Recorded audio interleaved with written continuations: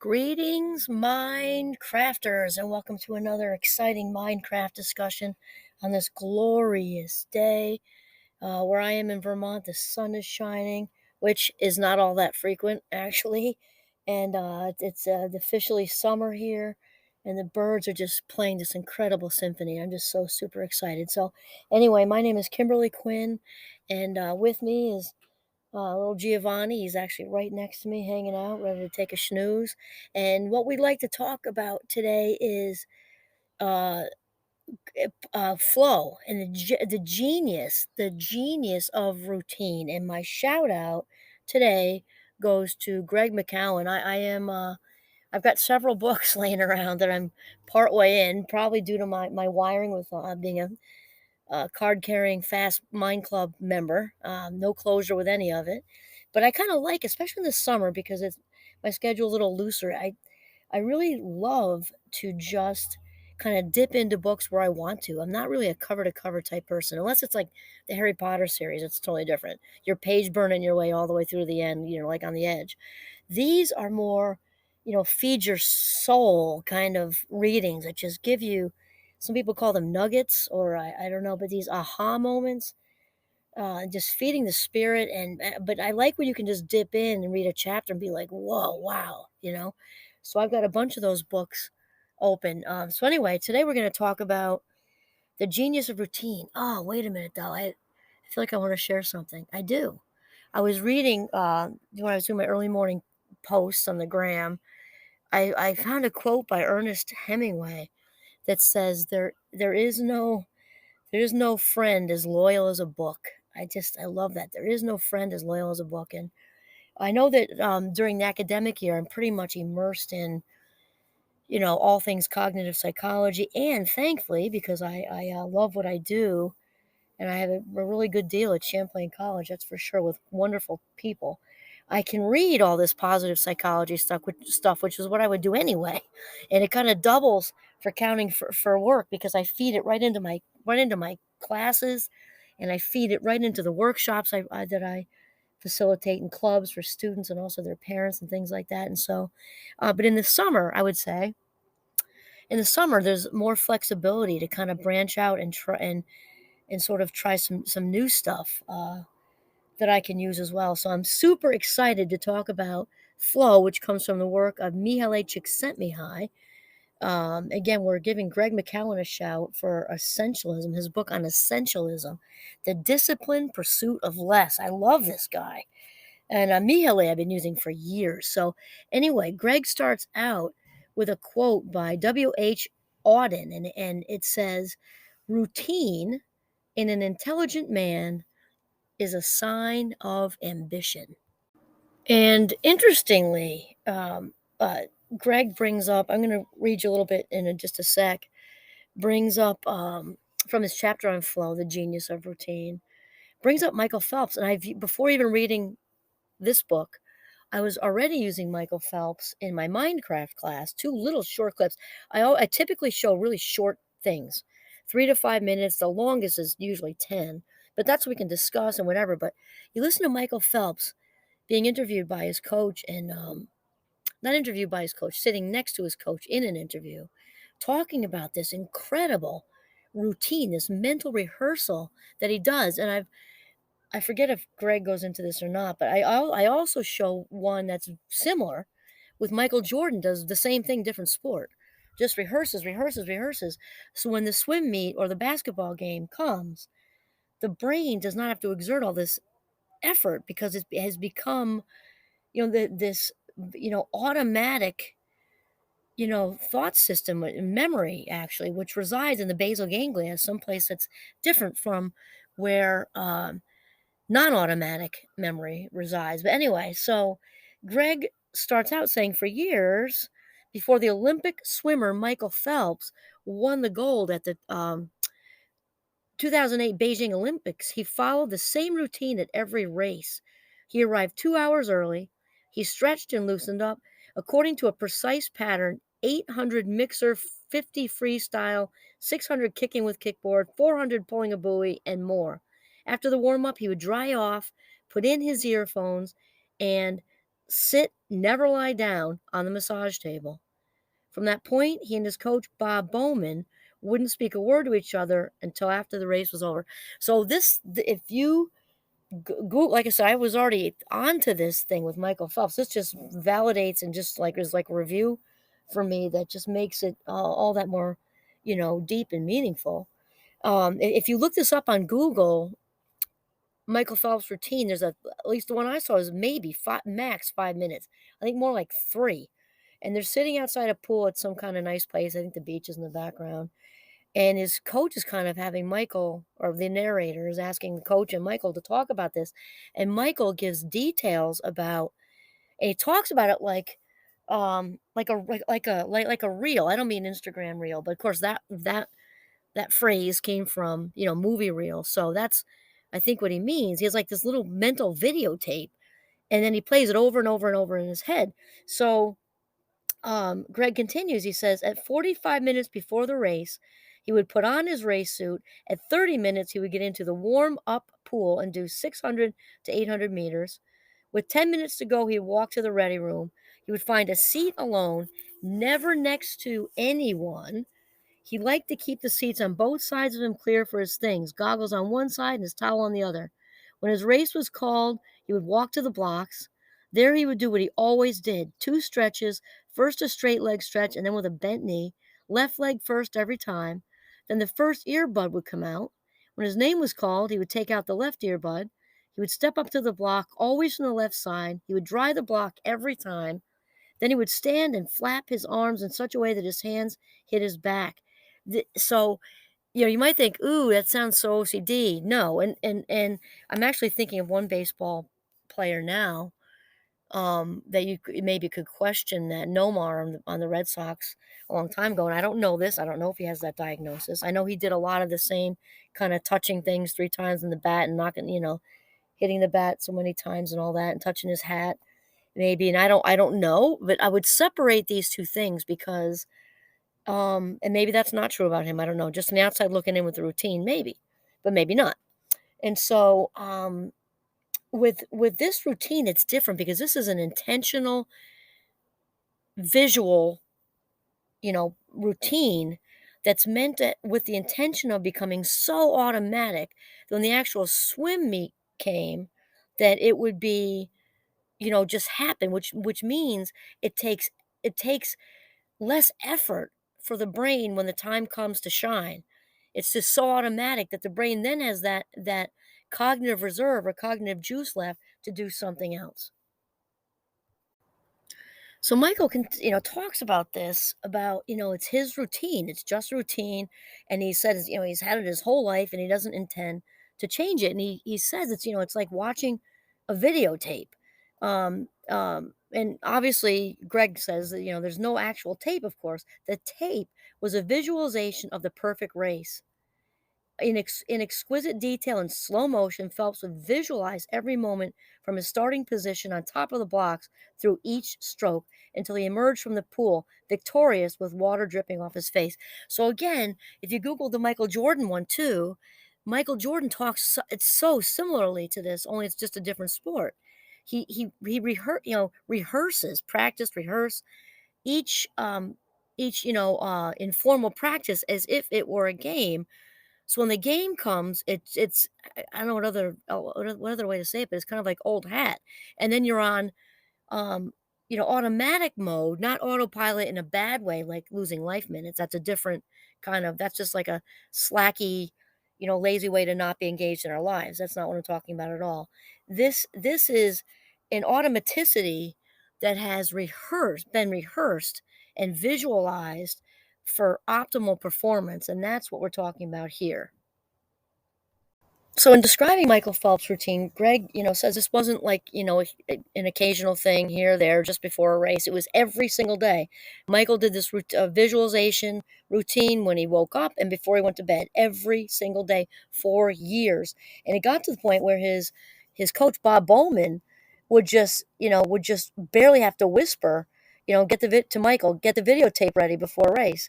And then Michael, was just kind of ready to hit play. And then Greg writes, when asked about the routine, Bowman said, if you were to ask Michael what's going on in his head before a competition, he would say he's not really thinking about anything. He's just following the program. But that's not right. It's more like his habits have taken over.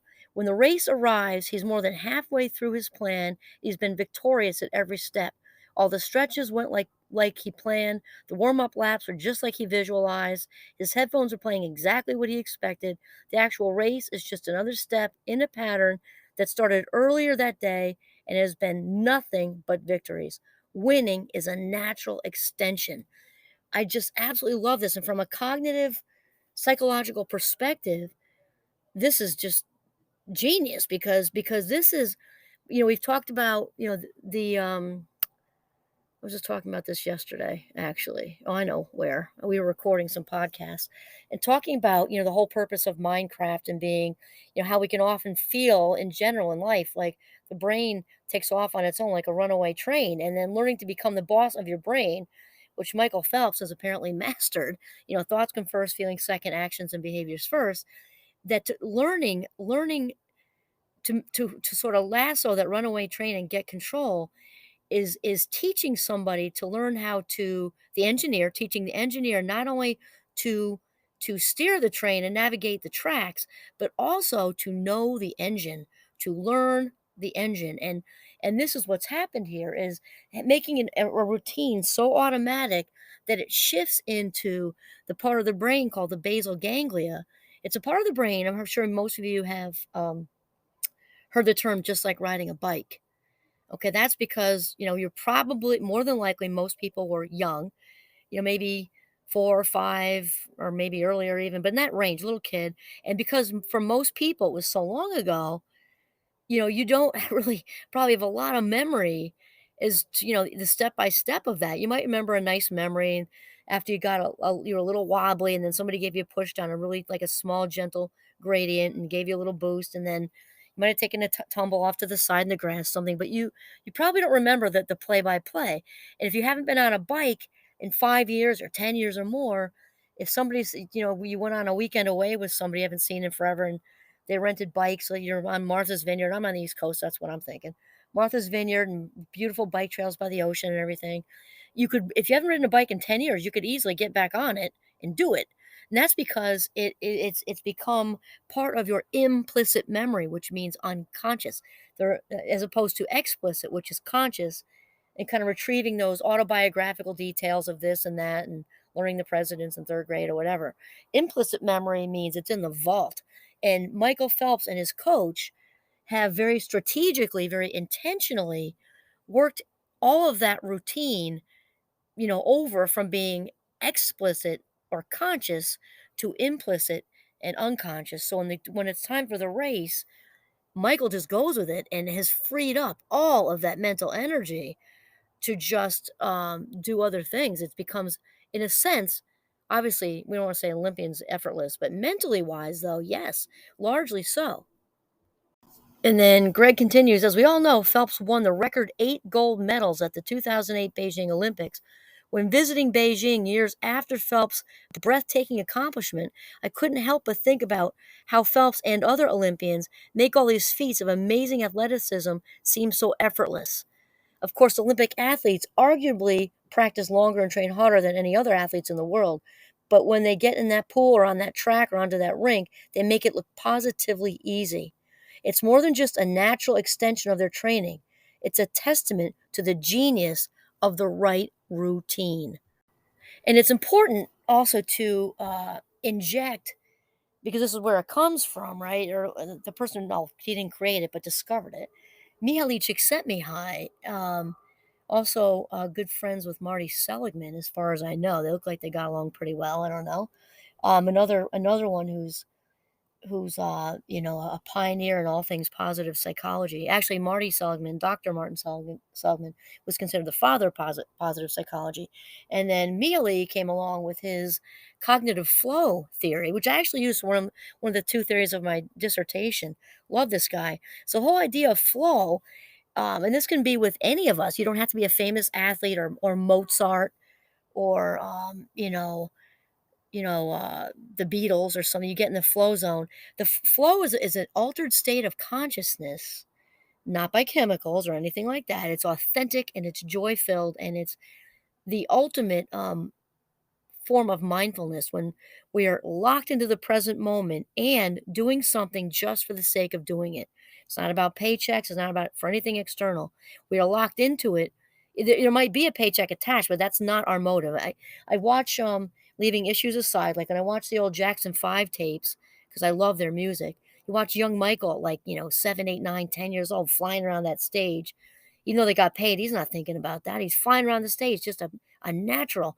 That's the flow zone, the flow or Michael Phelps, or you watch I was watching I forgot his name, this young genius child pianist. I think he looked like he was in kindergarten. Let's just say he's 6 or 7 at the most. 'Cause his feet didn't even touch the ground when he's sitting on the piano bench, and he's just playing these beautiful, a Bach or Beethoven or something. When you watch any of these, there's this natural talent and they're in this flow zone, at that moment, they're at one with the piano, they're at one with the pool, they're at one with the stage, they're at one with the guitar, they're at one writing. Think of all the famous authors, it just flows out of them. And this is what flow is. It's when you're doing it for the sake of it and you lose sense of time. All of a sudden, like let's say your thing is playing the guitar in your garage with a band and you start out it's noon and you come out of the garage and it's dark. You're like, where'd that time? Oh my God, I didn't even eat. I think I have to pee. I forgot. That's the flow zone. You don't need to be famous to do it. I'm in the flow. I would say near I would the only reason I'm not saying every day is because that would imply, 100%, which doesn't exist in life, right? I would say nearly every day of my life, I'm in the flow zone teaching and educating, because that crosses over into doing workshops and presentations because it's all educating. And I have to look at the clock. Champlain's a clockless campus, and I have to keep every once in a while. I have to look at the bottom right corner of the computer on the desk to make sure, because otherwise I will keep them till midnight. I get so excited. So when we're in that state of flow, like Michael Phelps is, and Michael Jordan is, and again, Nadia Comaneci, the gymnast from way back in the set, those are all Olympians. I don't mean that to be my only example. Anybody else on stage and writing and whatever, and it doesn't have to be any of those things either. Regular people like us can be in the flow zone doing what you do best. But it's not just regular pleasure or regular happiness. It's more elevated than that because you're actually in an altered state where you lose sense of time and also sense of self because again, you're at one with teaching. You're at one with whatever's running, you're at one with whatever, and so this is what we're talking about. So Michael Phelps, is absolutely in that, and you add the routine into it, and, it's no big surprise he won 8 gold medals in the 2008 Beijing Olympics. So then back to Greg explains, so remember there's essentialism versus non-essentialism. It's polar, and obviously, since life doesn't land on, polar life is not polarized, let's say that. We can land on anywhere on the spectrum, right? From, let's say, non-essentialism is on the far left and essentialism is on the far right, and there's all the whole middle. I am definitely an essentialist in training. I'm a grasshopper with my white belt and maybe one blue stripe, but I am committed. And so Greg describes it. It says, the way of the non-essentialist is to think the essentials only get done when they are forced, that execution is a matter of raw effort alone. You labor to make it happen. You push through. The way of the essentialist is different. The essentialist designs a routine that makes achieving what you have identified as essential as essentially the default position. Let's say that over again. The way of the essential is different. The essentialist designs a routine that makes achieving what you have designed as identified as essential the default position. Yes, in some instances, an essentialist still has to work hard, but with the right routine in place, each effort yields exponentially greater results. And I have to tell you, I'm pretty excited to jump back into because I bought them both at the same time. Greg McGowan's next book is called Effortless. I forget the rest of the whole sentence, but Effortless, and it's interesting because the universe just seems to send me what I need to hear. Because all these podcasts are saying, "Oh, you're efforting again. You're efforting again." That isn't the way to go. We're not saying be slackers. We're gonna get to it. Just hold tight there. So then Greg again talks about making it look easy. And he says routine is one of the most powerful tools for removing obstacles. Without routine, The pull of non-essential distractions will overpower us.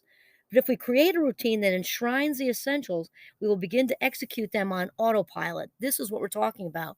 There's bad autopilot, which is just, being out in the world, living your life. I'm looking around at this phenomenal day. I mean, every day is a gift, but this is a bluebird and the birds are chirping and it's little breeze and it's just so great out. Do we want to toss that out to not be engaged with our life? I don't think so. So that's bad autopilot.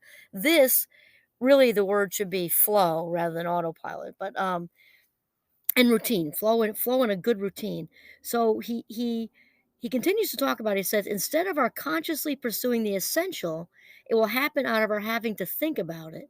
We won't have to expend precious energy every day prioritizing everything. Remember that the essentialist doesn't prioritize everything. In fact, earlier in Greg's book, I think it's somewhere in the beginning, he talks about, way back in the 1400s, up until relatively recently, the word priority was only singular. There was only one essential thing. What is your priority? As in, there is only one. And then now, currently, your company's saying, priorities and pri 1, pri 2, pri 3. Well, the essentialist doesn't believe in that. There might be even other good opportunities, but we sacrifice the good opportunities to hone in on that one great one. We work at becoming great at what we're already good at.